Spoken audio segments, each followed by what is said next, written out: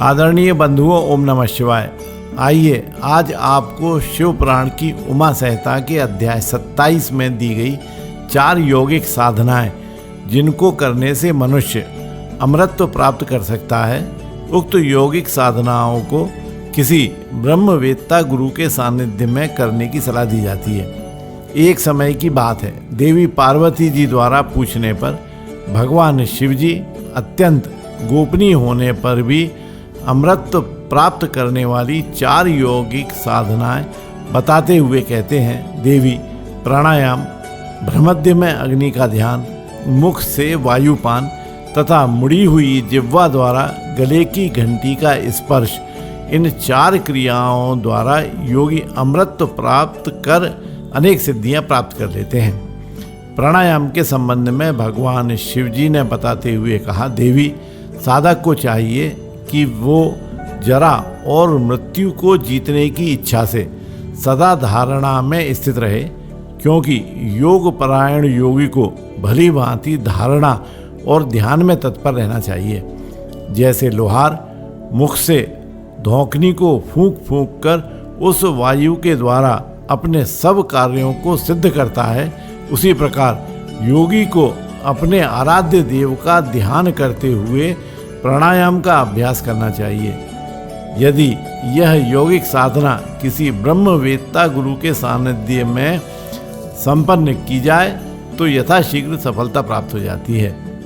अमृत प्राप्त करने की दूसरी यौगिक साधना के विषय में भगवान शिव ने देवी पार्वती जी से कहा, साधक को चाहिए जहाँ दूसरे लोगों की बातचीत का कोलाहल न पहुँचता हो, ऐसे शांत एकांत स्थान में अपने सुखद आसन पर बैठकर हाथ की उंगलियों से यत्न पूर्वक दोनों नेत्रों को कुछ कुछ दबाए रखे और उनके तारों को देखता हुआ एकाग्र चित्त से आधे मुहूर्त तक भगवान शिव का चिंतन करे।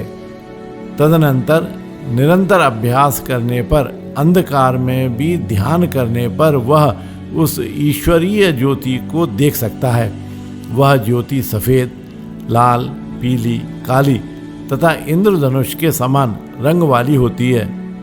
भौहों के बीच में ललाटवर्ती बाल सूर्य के समान तेज वाले उन अग्निदेव का साक्षात्कार करके योगी इच्छानुसार रूप धारण करने वाला हो जाता है तथा मनोवांछित शरीर धारण करके क्रीड़ा करता है। इस प्रकार मनुष्य काल या मृत्यु को लांघ जाता है। अमृत प्राप्त करने की तीसरी यौगिक क्रिया के विषय में बताते हुए भगवान शिव जी ने कहा, देवी योगी को चाहिए कि वह अपने चित्त को वश में करके यथा योग्य स्थान में सुखद आसन पर बैठे। वह शरीर को ऊंचा करके अंजलि बांधकर चौंचकी सी आकृति वाले मुख के द्वारा धीरे धीरे वायु का पान करे।